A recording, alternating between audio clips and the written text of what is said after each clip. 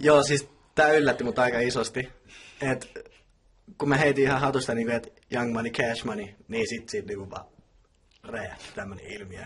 Et Facebookissa onko siinä nyt joku 20 000 tykkää ja MC Talella ja en niinku todellakaan osannut odottaa näin iso ilmiö, mutta kyllä mä tiesin, että siitä jotain tulee niinku jotain YouTube-remiksejä tietenkin niinku melkein kaikista tehdään.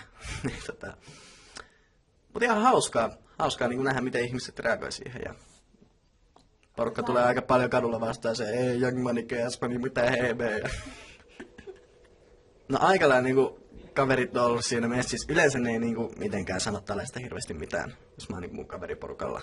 Mut kyllä nyt tästä niinku, tästä MC-talejutusta, ne on niinku koko ajan silleen, että Young Money, Cash Money, onko sulla heittää, onko sulla painaa massia.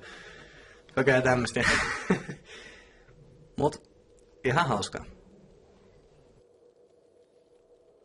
Mä en tiedä, ehkä niinku kaikki ei pysty hyppäämään mun housuihin siinä mielessä, että mulla on aika hyvä itsetunto siinä.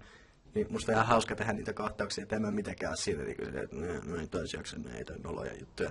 Vaan mä ihan innoissani messis siihen ja heittäydyn siihen niin hyvin kuin vaan osaan.